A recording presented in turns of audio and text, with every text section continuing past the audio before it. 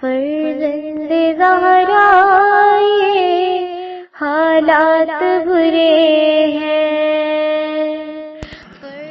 کاشانہ بصیرت ایک ایسا مکمل یوٹیوب چینل جس پر محروم بصارت کے لیے بالخصوص اور تمام افراد کے لیے بالعموم سینکڑوں کی تعداد میں اسلامی کتب دستیاب ہیں۔ لہذا گزارش ہے کہ آپ اپنی ذمہ داری نبھاتے ہوئے کاشانہ بصیرت کو سبسکرائب کرنے کے ساتھ ساتھ بیل آئیکن کو پریس کیجئے تاکہ آپ علم کے حصول کے ساتھ ساتھ مذہب اہل بیت کی اشاعت میں بھی اہم کردار ادا کرتے رہیں۔ کاشانہ بصیرت۔ فرزند زہرا یہ حالات برے ہیں۔ السلام علیکم ورحمۃ اللہ وبرکاتہ۔ سامعین، آپ سماعت فرما رہے ہیں در محضر۔ یہ کتاب ہے حضرت آیت اللہ عظمیٰ محمد تقی بہجت کے دروس، تقاریر اور دیگر مختلف مواقع پر حکایات اور واقعات پر مبنی، جس کو تحریر کیا ہے محمد حسین رخشاد نے۔ کتاب کا ترجمہ سید مجیب الحسن نقوی صاحب نے کیا ہے۔ آج ہم آپ کے سامنے اس کی 10ویں ریکارڈنگ پیش کر رہے ہیں۔ صفحہ نمبر 148، عنوان ہے لذت عبادت۔ حدیث قدسی میں آیا ہے، دنیا میں میری عبادت سے لذت حاصل کرو، اس لیے کہ تم لوگ آخرت میں اسی حاصل کردہ لذت سے فائدہ اٹھاؤ گے۔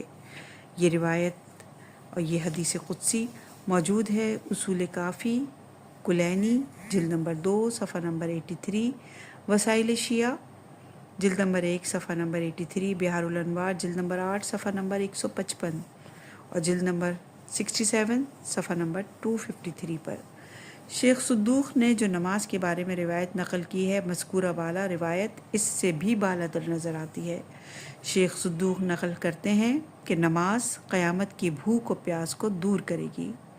اس حدیث قدسی میں عبادت سے حاصل ہونے والی لذت کے ذریعے زیادہ نعمات حاصل ہوں گی اور کئی قسم کی اخروی مصیبتوں سے نجات ملے گی، نیز اس میں تسلسل بھی رہے گا۔ عنوان ہے لذت نماز۔ نجف اشرف کے جید عالم دین مرزا حسین مرزا 90 سال کی عمر میں کہا کرتے تھے، کھانے والی چیزیں کھانا میرے لیے ایسا ہے جیسے میں کوئی بوری یا تھیلا بھر رہا ہوں۔ مجھے کھانے والی چیزوں میں کچھ لذت حاصل نہیں ہوتی، بلکہ مجھے نماز پڑھنے سے لذت حاصل ہوتی ہے۔ لذت نماز سے بڑھ کر کوئی لذت نہیں۔ نجف اشرف کا ایک رہائشی کہتا ہے کہ جناب مرزا حسین مرزا فجر کی نماز ادا کرنے کے بعد امیر المومنین علیہ السلام کے روضہ اقدس کے بالاثر کی طرف کھڑے ہو جاتے اور وہاں نماز اور دعائیں طلوع فجر تک مشغول رہتے تھے۔ صفحہ نمبر 149، عنوان ہے انسان کامل۔ کلام الہی میں ہر طرف سے یہ صدا سنائی دے رہی ہے کہ اس سے حاصل ہونے والی لذت کھانے پینے کی اشیاء سے حاصل ہونے والی لذت سے کہیں زیادہ ہے۔ امام جعفر صادق علیہ السلام سے ایک روایت میں اس آیت ایاک نعبد، میں صرف تیری ہی عبادت کرتا ہوں کے متعلق نقل ہوا کہ آپ نے فرمایا، میں ہمیشہ اسے تکرار کیا کرتا تھا یہاں تک کہ اسے کہنے والے یعنی حق تعالیٰ سے سنا۔ اور یہ روایت مفاتیح الفلاح جلد نمبر 372 مفاتیح الفلاح صفحہ نمبر 372، فلاح السائل صفحہ نمبر 107، بہار الانوار جلد نمبر 47 صفحہ نمبر 58 پر موجود ہے۔ کھانا، سونا اور بعض حیوانی کاموں کے انجام دینے نے ہمیں جانوروں سے بھی نیچے کر دیا۔ خداوند متعال سورہ نحل کی آیت نمبر 68 میں ارشاد فرماتا ہے، تیرے رب نے شہد کی مکھی پر وحی کی۔ خدا جانتا ہے کہ شہد کی مکھی کس قدر عجیب کام انجام دیتی ہے کہ جسے انسان انجام نہیں دے سکتا۔ ہم انسان اپنی بڑائی بیان کرتے ہیں لیکن ہمارے کام ہمارے دعوے کے خلاف ہیں۔ حضرت رسول خدا صلی اللہ علیہ وآلہ وسلم کا ارشاد گرامی ہے، تمہاری دنیا میں سے مجھے 3 چیزیں پسند ہیں، عورتیں، خوشبو اور نماز۔ لیکن نماز کو میری آنکھوں کی ٹھنڈک قرار دیا گیا ہے۔ اور یہ روایت وسائل شیعہ جلد نمبر 1 صفحہ نمبر 442، جلد نمبر 2 صفحہ نمبر 144، بہار الانوار جلد نمبر 73 صفحہ نمبر 141 پر موجود ہے۔ ان میں سے ہر ایک چیز کی مادی اور تکوینی لذت ہے، لیکن نماز کی لذت ان کی تکوینی لذت سے زیادہ ہے۔ ہم کیا کریں کہ ہماری زبان کا ذائقہ تو صرف یا میٹھا ہے یا کھٹا، ہماری زبان تو ذائقے کی رسیا ہے۔ یہی وجہ ہے کہ ہم نماز کو جلدی ختم کرنے کی کوشش کرتے ہیں تاکہ کھانے کے لیے دسترخوان پر پہنچ سکیں۔ کچھ حشرات اور جانور بھی اچھی خوشبو کو پسند کرتے ہیں۔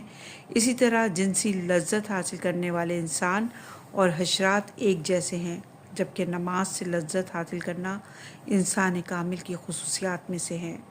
صفحہ نمبر 150، عنوان ہے توفیق۔ ہم سے پہلے والے علماء کو بہت زیادہ توفیقات حاصل تھیں۔ ان کی عمریں ہم سے زیادہ نہ تھیں، لیکن ان کے کاموں میں برکت تھی۔ شیخ انصاری کی عمر ہم سے کم تھی۔ شہید اول اور شہید ثانی کو دیکھ لیں، ان کی دنیاوی عمریں بھی ہم سے کم تھیں، لیکن ان بزرگان نے کتنی اہم اور قابل استفادہ کتابیں ورثے میں چھوڑی ہیں۔ آج تک ان کے بیان کردہ علوم سے حوزات علمیہ مستفیض ہو رہے ہیں۔ ان بزرگوں کی عمریں بابرکت تھیں، لہٰذا زیادہ عرصہ علم حاصل کرتے رہنا ان کا توفیق الہی سے تعلق نہیں ہے۔ صفحہ نمبر 150، عنوان ہے علماء اور حکومت۔ ہم دیکھ رہے ہیں کہ مسلمان ممالک میں حکومتیں علماء کو اپنے قبضے میں کرنے کی کوششیں کرتی ہیں اور انہیں اپنے مفادات کی راہ میں استعمال کرنے کی تقاضا میں لگی رہتی ہیں۔ سید محسن امین عاملی لکھتے ہیں، سعودی حکومت نے اپنے تسلط قائم کرنے کے بعد اپنے مخالف علماء کو قتل کر دیا اور اپنے حامی علماء کو حکومتی عزت اور تکریم دی۔ اس کے بعد سعودی حکومت نے ایک صاحب کو شیخ الاسلام بنا کر مدینے کی طرف روانہ کیا۔ پھر اس حکومت نے اپنے بنائے ہوئے علماء سے قبروں کے متعلق شرعی حکم لیے۔ حکومتی جعلی علماء سے فتویٰ پوچھا گیا کہ بقیع میں ائمہ علیہم السلام کی قبور اور گنبد کو باقی رکھنے کے بارے میں شرعی حکم کیا ہے، ہمیں اپنے فتوے سے آگاہ فرمائیں۔ خداوند آپ کے علم و فہم میں اضافہ فرمائے۔ انہوں نے بھی حکومتی مرضی کے مطابق فتویٰ دیا۔ ان کو گرانا واجب ہے، انہیں باقی رکھنا چاہے ایک لمحے کے لیے ہو حرام ہے۔ سعودی حکومت کے اپنے ہی بنائے ہوئے علماء نے حکومت کی خواہش پر کئی ایک فتاوے دیے۔ انہی درباری علماء نے زری کو بوسہ دینا اور حتیٰ چھونے تک کو شرک اور کفر قرار دے رکھا ہے۔ صفحہ نمبر 151، عنوان ہے حلال اور حرام۔ حلال اور حرام کے متعلق علماء بہت زیادہ احتیاط کیا کرتے تھے۔ ان کی احتیاط کرنے کے لیے عجیب و غریب واقعات نقل ہوئے ہیں، بلکہ مستحبات پر عمل کرنے کے بارے میں بھی بزرگان بہت زیادہ محتاط تھے۔ بزرگان مستحبات کو انجام دینے میں سختی کے ساتھ پابندی کیا کرتے تھے۔ یہی وجہ تھی کہ وہ لوگ صاحب کرامات ہوا کرتے تھے۔ ایک عالم دین جو خود بھی صاحب کرامت تھے، ان کے والد گرامی بھی صاحب کرامت تھے، بیان کرتے ہیں کہ ان کے والد گرامی بلند معنوی مقامات رکھنے کے بعد رکوع و سجود میں صرف 3 مرتبہ سبحان اللہ کہا کرتے تھے، اس لیے کہ وہ عبادات میں کمیت کی بجائے کیفیت پر زیادہ توجہ کرتے تھے۔ ہم نے اپنی زندگی میں دیکھا کہ وہ علماء جو اصول و فقہ پڑھایا کرتے تھے وہ بھی صاحب کرامات ہوا کرتے تھے، لیکن اس چیز کا اظہار ہرگز نہیں کرتے تھے۔ بعض اوقات ان کی زبان سے ایسی غیبی خبریں ملتی تھیں جس سے اندازہ ہوتا تھا کہ یہ علماء بھی صاحب کرامات ہیں۔ ایک عالم دین کہتے ہیں کہ ایک مرتبہ چند علماء بیٹھے ہوئے تھے کہ امام زمانہ اجل اللہ تعالیٰ فرجہ شریف ہمارے درمیان ظاہر ہو گئے۔ نماز کا وقت تھا، لہٰذا امام علیہ السلام نے جماعت کرائی اور امام نے حمد و دوسرا سورہ کو نہایت سادہ انداز سے قرأت کیا۔ یہ تو خدا ہی جانتا ہے کہ اہل ایمان اور اہل عرفان لوگوں کی زبان سے سادہ تلاوت آیات کی کے کیا اثرات ہوتے ہیں، جبکہ غیر اہل افراد چاہے جتنی خوشحالانی کے ساتھ طویل طویل آیات کی دیر دیر تک تلاوت کرتے رہیں سب بے اثر ہوتا ہے۔ مختصر بات یہ کہ گفت و شنید، فہم و افہام، نشست و برخاست کا کوئی فائدہ نہیں، بلکہ ہم پروردگار عالم سے دعا کرتے ہیں کہ وہ ہمیں صلاحیت اور اہلیت عطا فرمائے۔ صفحہ نمبر 152، عنوان ہے ظہور قریب ہے۔ سخت حالات اور مصائب کی چکی میں پسنے کے بعد کیا ہمیں اس بات کی فکر نہیں کرنی چاہیے کہ پروردگار عالم نے جس ہستی کو دنیا کی اصلاح کے لیے بچا رکھا ہے، ہم ان کی فکر کریں، ہم انہیں پکاریں اور دعا کریں کہ وہ جلد آ جائیں۔ کئی لوگوں سے ہم نے سنا کہ انہوں نے مسجد سہلہ اور مسجد جمکران کے اندر کبھی خواب اور کبھی بیداری کے عالم میں یہ آواز سنی ہے کہ میرا ظہور قریب ہے، تم دعا کرو، یا ایک دوسرا جملہ سنا گیا کہ میرا ظہور قریب ہے، دعا کرو کہ بدا حاصل نہ ہو جائے۔ یعنی امام زمانہ اجل اللہ تعالیٰ فرجہ شریف شدت سے منتظر ہیں کہ وہ ظہور کریں اور خدا کے احکام کو عملی کرتے ہوئے اپنے اجداد کے قاتلوں سے انتقام لیں گے۔ صفحہ نمبر 153، عنوان ہے شرح احوال۔ ما سلف علماء کے حالات زندگی اور ان کی شرح احوال کا مطالعہ کرنا ایسے ہی ہے کہ جیسے آپ کسی اخلاقی نصح کی معتبر کتاب کا مطالعہ کرتے ہیں۔ جو کوئی چاہتا ہے کہ اپنی تہذیب نفس کرے، روحانی اور معنوی امور میں آگے بڑھے اور چاہتا ہے کہ اپنی زندگی کے اوقات سے درست استفادہ کرے، تو اس کے لیے ضروری ہے کہ وہ ماسلف علماء کے حالات زندگی کا مطالعہ کرے، دیکھے کہ ماسلف علماء کس طرح اسی دنیا میں کن حالات میں زندگی گزارتے رہے ہیں اور کیسے زندگی کے امتحان سے کامیاب ہو کر آگے بڑھ گئے ہیں۔ ایک آدمی نقل کرتا ہے کہ میرے ایک استاد اہل برہان اور استدلال تھے، یہاں تک کہ وہ کسی بھی بات کو بغیر دلیل کے نہیں مانتے تھے۔ انہی کے ایک شاگرد کا کہنا ہے کہ میں نے یہ بات استاد سے سیکھی، ہر جگہ اپنی آنکھیں کھلی رکھیں اور اگر دلیل ہو تو مان لیں ورنہ انکار کر دیں، کسی بات کو کسی سے بھی بغیر دلیل کے قبول نہ کریں۔ یہی استاد جب کبھی ماسلف علماء کے واقعات بیان کرتے تھے تو وہ کسی سے کوئی دلیل طلب نہ کرتے اور ماسلف علماء کے حالات زندگی کو بہت دلچسپی کے ساتھ بیان کیا کرتے تھے۔ صفحہ نمبر 153، عنوان ہے موجودہ حالات۔ ہم درد کو جانتے ہیں اور دوا کو بھی تشخیص دیتے ہیں، اس لیے کہ سورہ شمس کی آیت نمبر 8 میں ارشاد باری تعالیٰ ہے، تو بس خدا نے شر و خیر یعنی اچھائی برائی نیکی و بدی کو انسانی نفس کے لیے الہام کر دیا ہے، لیکن ہم عمل نہیں کرتے۔ خدا جانتا ہے کہ 100 سال پہلے حوزہ علمیہ میں کیسے آزاد مرد لوگ بستے تھے، ملک کے گوشہ و کنار سے آتے تھے اور یہاں حوزات علمیہ میں رہ کر علمی اور عملی اعتبار سے کامل مرد بنتے تھے، علم و عرفان کی منازل طے کرتے اور سیر و سلوک کی راہیں گزر کر جاتے، علمی کمالات تک پہنچتے اور روحانی کرامات کے حامل ہوتے۔ اس کے بعد یہ لوگ اپنے اپنے علاقوں میں پلٹ جاتے اور احکام و معارف دینی کی ترویج کرتے، دین و مذہب کی تبلیغ کو اپنے عمل سے گوند کر لوگوں کو سیر کرتے۔ اگر ہم آج اپنے آس پاس موجودہ وسائل کی فراوانی کو دیکھیں، پھر اپنے اور ان کاموں کا موازنہ کریں تو ہمیں شرمندگی کے سوا کچھ حاصل نہ ہوگا۔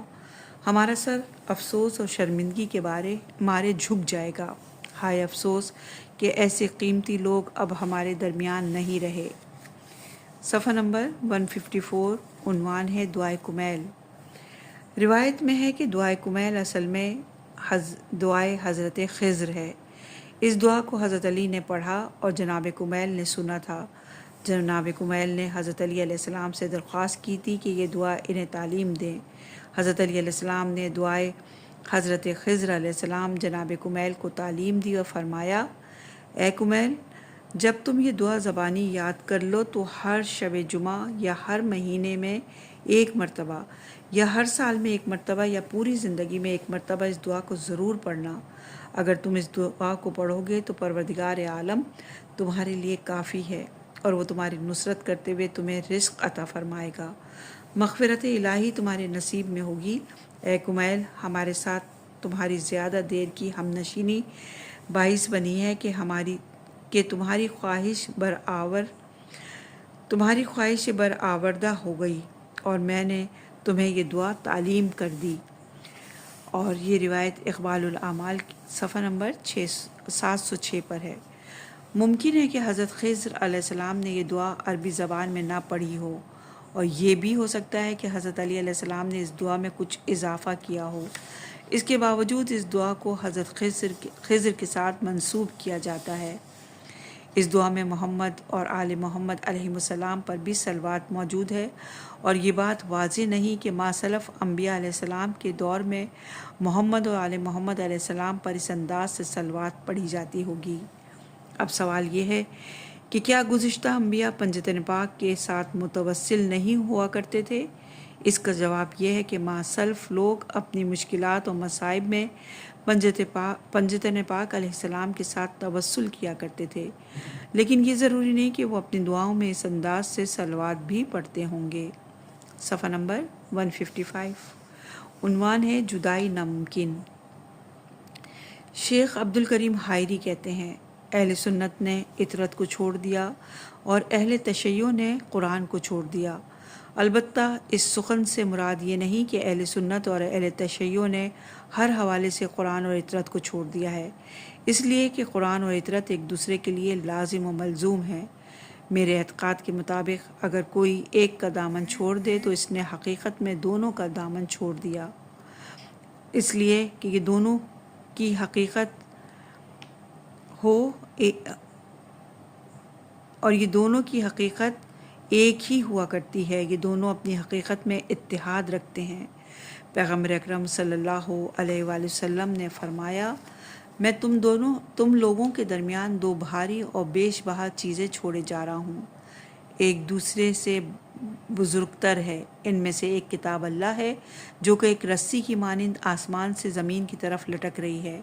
ان میں سے دوسری چیز میری اطرت اور میرے گھر والے ہیں، یہ دونوں ہرگز ایک دوسرے سے الگ نہ ہوں گے، اور اسی طرح میرے پاس حوض کوثر پر پہنچیں گے۔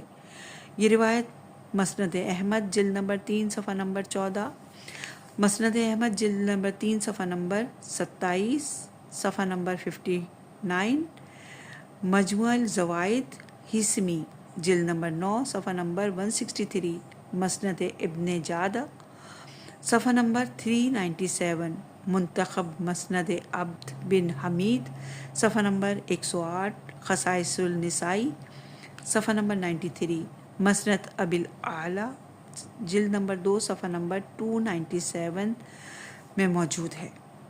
صفحہ نمبر 156، عنوان ہے جامع کمالات۔ اگر قرآن کریم پر عمل کیا ہوتا تو دوسروں کو اسلام اور قرآن کریم کی طرف راغب کرنے میں کامیاب ہو گئے ہوتے، اس لیے کہ قرآن کریم تمام اولو العزم انبیاء علیہ السلام کی نسبت جامع کمالات ہے۔ حضرت آدم علیہ السلام کے کچھ صحیفے نازل ہوئے، اسی طرح حضرت شیس علیہ السلام کے لیے بھی کچھ صحیفے نازل ہوئے۔ یہ سارے قرآن مجید میں موجود ہیں، لیکن ہم ان سے غافل ہیں۔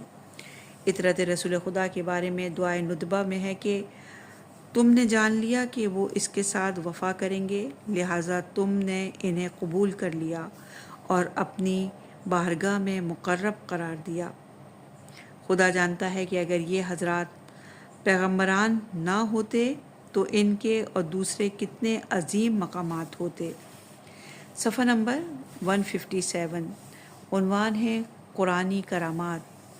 اگر چشم بصیرت ہوتی تو اس بات کی قدر جان لیتے کہ جس میں پروردگار عالم نے ارشاد فرمایا سورہ رعد کی آیت نمبر 31 میں، اور اگر کوئی قرآن ایسا ہو جس سے پہاڑوں کو اپنی جگہ سے چلایا جا سکے، یا زمین طے کی جا سکے، یا مردوں سے کلام کیا جا سکے، تو وہ یہی قرآن ہے۔ لیکن ہم ہیں کہ اسی طرح سے بے سود بیٹھے ہیں اور ہوائے نفس ہم پر غالب ہے۔ قرآن کریم کے معجزے ہونے کو ہم منطقی دور اور تسلسل کی طرح غیر ممکن سمجھتے ہیں۔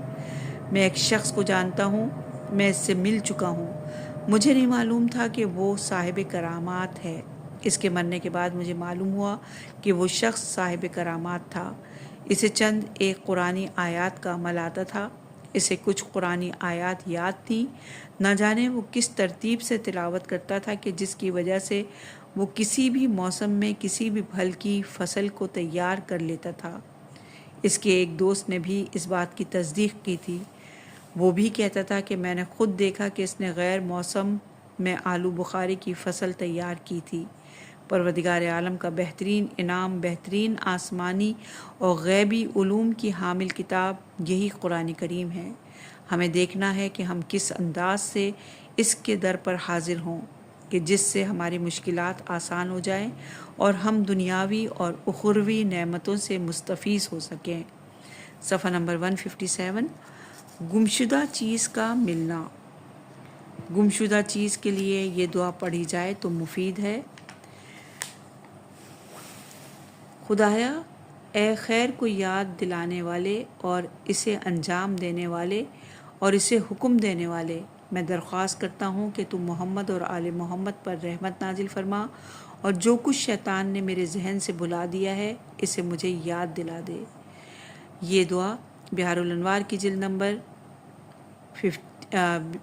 92، صفحہ نمبر 339، مصباح الکفیمی، صفحہ نمبر 199، مکارم الاخلاق، صفحہ نمبر 356 پر موجود ہے۔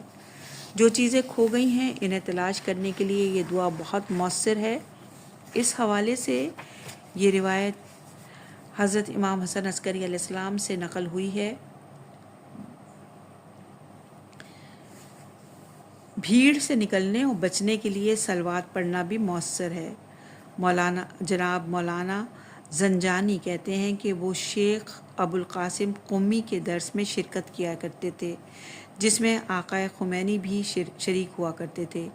ایک مرتبہ شیخ ابو القاسم قمی نے مجھ سے کہا فلاں کتاب لے کے آؤ۔ میں اس کی جگہ کوئی دوسری کتاب لے گیا۔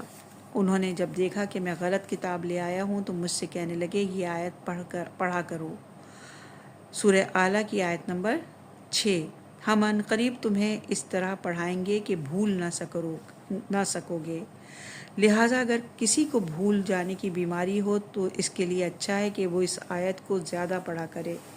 اس لیے روایت میں ہے کہ اپنے کسی بھی نیک مقصد کے لیے تم قرآن کریم کے کسی بھی حصے سے فائدہ اٹھا سکتے ہو، اور یہ روایت ہے مستدرک الوسائل جلد نمبر 2 صفحہ نمبر 98 پر۔ اس روایت میں ہم تذکر اور بھول چوک کو بھی شامل کر سکتے ہیں۔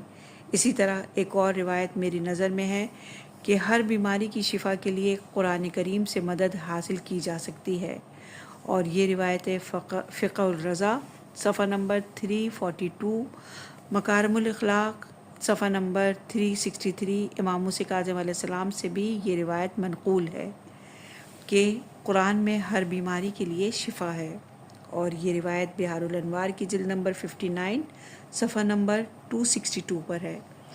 ایسے قرآن کریم عطرت طاہرہ اور پاک سیرت علماء ہونے کے باوجود ہم امریکہ اور روس اور بڑی طاقتوں کے دروازے پر گداگری کرتے ہیں تاکہ وہ خیرات میں ہمیں کچھ دے دیں۔ افسوس کی بات ہے صبح و شام ان کی چوکھٹ پر بیٹھنے کے لیے ہم تیار ہیں تاکہ وہ چند سکے ہمیں بخش دیں۔ ہم ڈالر اور ریال کی ظاہری شکل کو دیکھتے ہیں لیکن ان کے باطن کو نہیں دیکھتے۔ ان کے باطن میں نوکری اور غلامی کی زنجیریں ہیں جنہیں ہم نہیں دیکھ پاتے۔ صفحہ نمبر 159، عنوان ہے حفظ قرآن۔ قرآن مجید کو حفظ کرنے سے کیا فائدے ہوتے ہیں؟ اس کی تفصیلات کو صرف پروردگار عالم ہی جانتا ہے۔ اس خدائی خزانے اور رحمت الہی کے منبع سے استفادہ کرنے کے لیے قرآن مجید کو جتنا زیادہ حفظ کیا جائے اسی قدر مفید ہے۔ حدیث میں ہے کہ جس کسی نے ختم قرآن کیا یعنی تلاوت قرآن کی، قرآن کو حفظ کیا، تو وہ ایسا ہے کہ جیسے اس کے وجود صفحات میں یعنی وجود میں نبوت کو رکھ دیا گیا ہو، اس فرق کے ساتھ کہ اس پر وحی نہیں ہوگی۔ اور یہ روایت اصول کافی کی جلد نمبر 2 صفحہ نمبر 604، وسائل شیعہ جلد نمبر 6 صفحہ نمبر 181، مجموع البیان جلد نمبر 1 صفحہ نمبر 45 پر موجود ہے۔ قرآن مجید غیر انبیاء کے کمال تک پہنچنے کا ذریعہ ہے۔ قرآن غیر انبیاء یعنی عام لوگوں کو کمال تک لے جاتا ہے، لیکن ہمیں جس طرح قرآن مجید سے استفادہ کرنا چاہیے نہیں کرتے۔ اسی طرح شان اہل بیت علیہ السلام کے بارے میں بھی مسلمان جھگڑتے رہتے ہیں اور جسارت کی حدوں کو پار کر جاتے ہیں، جبکہ دوسری جانب ہم نے کئی ایک افراد سے سنا کہ وہ جب اہل بیت علیہ السلام کے مزارات پر جاتے ہیں اور سلام کرتے ہیں تو اپنے کانوں سے سلام کا جواب سنتے ہیں، حتیٰ کچھ افراد کو باتیں بھی کرتے دیکھا۔ مقصد یہ کہ جیسے لوگ اہل بیت علیہ السلام کے مرتبے اور عظمت پر اختلاف رکھتے ہیں، اسی طرح قرآن مجید کی عظمت پر بھی شکوک رکھتے ہیں۔ میرے پاس ایک آدمی آیا، کہنے لگا میں نے 2 سے 3 مہینوں کے اندر قرآن مجید کو 2 سے 3 مرتبہ مکمل پڑھا ہے، اور آخر میں مجھے یوں لگا کہ جیسے میں کل قرآن کا حافظ بن چکا ہوں، جبکہ میں نے قرآن مجید حفظ کرنے کی نیت سے نہیں پڑھا تھا۔